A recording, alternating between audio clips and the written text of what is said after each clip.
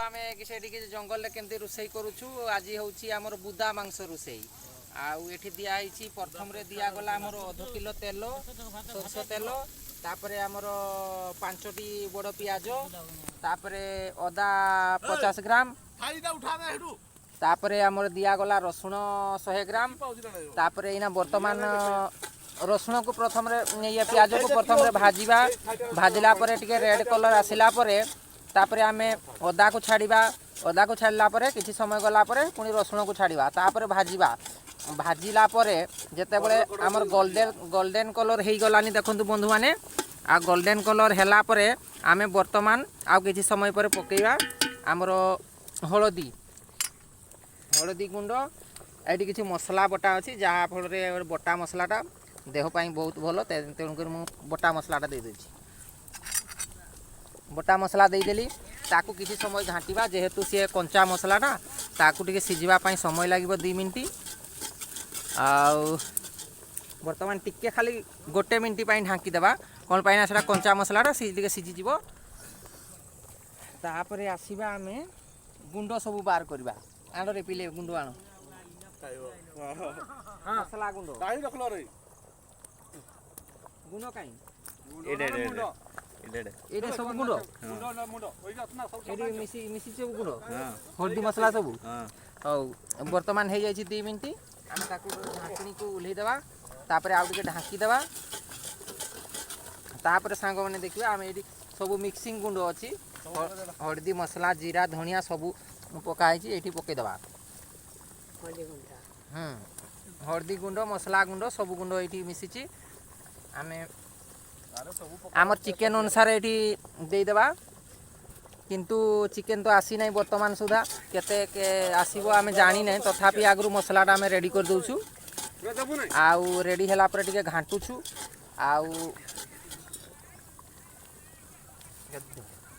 सबु नहीं दे दिया धूप दब सबु दे देबा जहा पर हमर गुरुजन माने कहन सबु दे दियो सबु दे दउछि आउ नहीं टेस्ट आसीबो आपण माने देखु थांतु खाली एते टेस्ट आसीबो माने बढ़िया हबो पूरा मस्त हबो देखंतु केंदे हमर रेड कलर हेई आसिलानी मसला वर्तमान हमर रेडी हे आसिलानी किछि हमें वर्तमान कोन करिया एथिरे सामान्य अल्प सामान्य हमें पानी दे देबा कोन पई मसलाडा गुंड मसला जेतु पुडी जीवो आ गोटे कप पानी दे देली मु पानी दे देला पर टिके घाटी दउछि देखंतु बंधु माने केमती पूरा बढ़िया मस्त कलर हो जासी देखंतु पूरा बढ़िया टेस्ट लागिवो आउ मसलाटा को खाली 1 मिनिट ने 50 सेकंड के ढांकी देबा जेहेतु मसलाटा दिया टिके सिझिबा दरकार 1 मिनिट वर्तमान हेई गला आमे ढांकुनी को उल्हेबा सेथिरे गुटे गोटा बिलाती एटी छाड़ी देबा छाड़ी देला पर ताकू सिझिबा पई छाड़ी देबा सेही भितरे से सिझि जिवो तापर पुणी आउ थर ताकू ढांकी देबा जेहेतु बिलातीटा हमर कटा हेनी गोटा देबे कोन पइना कटा देले सेथुर पानी बाहरिबो मसलाडा बेसी भाजी हे जिवो तेन करी ताकू वर्तमान आउ थर ढांकी देबा बिलातीटा टिके नरम हे जाओ जेहेतु ये वेस्ट इंडीज बिलाती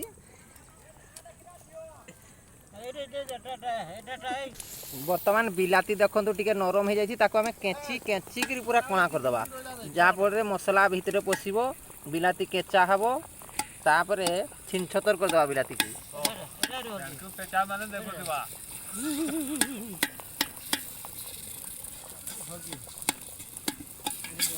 एटा देखो बंधु माने आउ सांग माने पूरा बिलाती पूरा मेल्ट हे जाईसी आउ मेल्ट हला कि नहीं देखी देबा देखी दियंतु टिके आ बिलाती पूरा मेल्ट हे जाईसी ताकू गेंजी करी पूरा माने ताकू जेहेतु सांग माने जेहेतु बिलातीटार तार कटा ही नहीं ना तार मुंडीटा के टाण अछि तेनु कर ताकू गेंजीबा पई पडुछि टाणुआ रहिबो तेनु कर नरमा हेबो ने देखंतु बंधु माने मसला पूरा रेडी हे गला आउ मसलार कलर देखंतु पूरा बढ़िया हे जाईछि तापरे हमर सामान्य अल्प पानी दे देबा तापरे ढाकी देबा मसला आउ टिके भाजी हे जाओ सिझी जाओ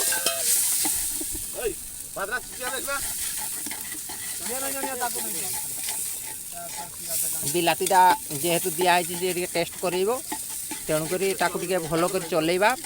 ଆଉ ବନ୍ଧୁମାନେ ଆମର ଧ୍ୟାନ ଦେବା ପାଇଁ ପଡ଼ିବ ଯେ ନିଆଁ ସବୁବେଳେ ମାନେ ପରଫେକ୍ଟ ଜଳିବା ଦରକାର। ଯଦି ନିଆଁ ନ ଜଳିଲା ତାହେଲେ ଟିକେ ଟେଷ୍ଟ ଆସିବ ନାହିଁ। ଟିକେ ଶୁଙ୍ଗି ଦେଖିବା କେମିତି ବାସନା ହେଉଛି। କି ସୁନ୍ଦର। ମସଲା ବର୍ତ୍ତମାନ ରେଡ଼ି ହେଇଗଲା। ଆମର ମାଂସ ଆସିନାହିଁ, ତେଣୁକରି ଆମେ ଏଠି ଚଲାଉଥିବା। ଯେ ପର୍ଯ୍ୟନ୍ତ ନ ଆସିଥିବ ସେ ପର୍ଯ୍ୟନ୍ତ ଚଲାଉଥିବା, ପାଣି ଢାଳୁଥିବା ଚଲାଉଥିବା। ମାଂସ ଆସିଲା ମାନେ ସାଙ୍ଗେ ସାଙ୍ଗେ ଛାଡ଼ିଦେବା। ଦେଖ ସାଙ୍ଗମାନେ ଏଇ ତଳରେ ନାଗି ଯାଉଛି, ତେଣୁକରି ଆମେ ପାଣି ଟିକେ ଢାଳିଦେବା। ବେଶୀ ପାଣି ଦେବାନି। ଦେଖନ୍ତୁ ସାଙ୍ଗମାନେ ଏଇନା ଜାଳ ବେଶୀ ଦେବା, ମସଲାଟା ଟିକେ ସିଝି ଯାଉ।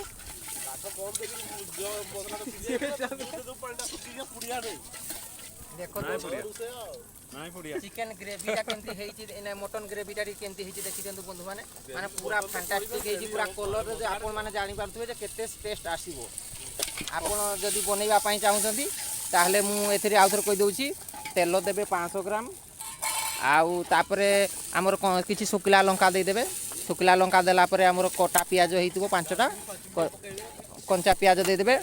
ତାପରେ କଞ୍ଚା ପିଆଜକୁ ଭାଜିଦେବେ କିଛି ସମୟ। ଆଉ ଯେତେବେଳେ ବ୍ରାଉନ୍ କଲର୍ ହେଇଯିବ ବା ଟିକେ ରେଡ଼୍ କଲର୍ ଆସିଯିବ, ତାପରେ ତାକୁ ଆମେ ଅଦା ଟିକେ ଦେଇଦେବା। ଅଦାକୁ ଟିକେ କିଛି ସମୟ ଭାଜିଲା ପରେ ତାପରେ ଆମେ କ'ଣ କରିବା, ରସୁଣକୁ ଛାଡ଼ିଦେବା। ରସୁଣକୁ ଭାଜିଲା ପରେ ଆମେ ସେଠି କିଛି ଡାଲଚିନି ଗୁଣ୍ଡ, କିଛି ଆମର ଗୋଲମରିଚ ଆଉ ତେଜପତ୍ର ଟିକେ ପକାଇଦେବା। ତାପରେ ମସଲାକୁ ଭାଜିବା। ମସଲାକୁ ଭାଜିଲା ଟିକେ କଷି ସାରିଲା ପରେ ଆମର ଯଦି ହଳଦୀ ବଟା କିମ୍ବା ମସଲା ବଟା ଅଛି ତାକୁ ଭଲ କରି ଆଉ ଟିକେ ଚଲେଇବା। କ'ଣ ପାଇଁ ନା କଞ୍ଚା ମସଲା ହେଲେ ଟିକେ ଅଧିକା ସମୟ ପାଇଁ ଘାଣ୍ଟିବା ପାଇଁ ପଡ଼ିବ, ମାନେ ସିଝିବା ପାଇଁ ପଡ଼ିବ। ଆଉ ଯଦି ଗୁଣ୍ଡ ମସଲା ହେଇଥିବ ସାଙ୍ଗେ ସାଙ୍ଗେ ଛାଡ଼ିଦେବା। ଛାଡ଼ିଦେଲା ପରେ କିଛି 2 ମିନିଟ୍ ଘାଣ୍ଟିଲା ପରେ ପାଣି ଟିକେ ଢାଳିଦେବା। ପାଣି ଢାଳିକି ସିଝିଲା ପରେ ଦେଖନ୍ତୁ ଆମର ଗ୍ରେଭି ରେଡ଼ି ହେଇଗଲା। ବର୍ତ୍ତମାନ ଆମେ ତାକୁ ୟାକୁ ଓହ୍ଲେଇକି ରଖିଦେବା। ଯେହେତୁ ଆମର ମଟନ୍ ଆସିନାହିଁ, ଆଉ ଏଠି ମଟନ୍ ଆସିନାହିଁ ଯେହେତୁ ଆମେ କ'ଣ କରିବା, ତାକୁ ଓହ୍ଲେଇକି ରଖିଦେବା। ଆଉ ଆପଣମାନେ ସେ ପର୍ଯ୍ୟନ୍ତ ଟିକେ ବ୍ରେକ୍ ନେଇଯାଆନ୍ତୁ, ଯିଏ 1-2 ଆସିବା କଥା ପଳେଇ ଆସିଥାନ୍ତୁ।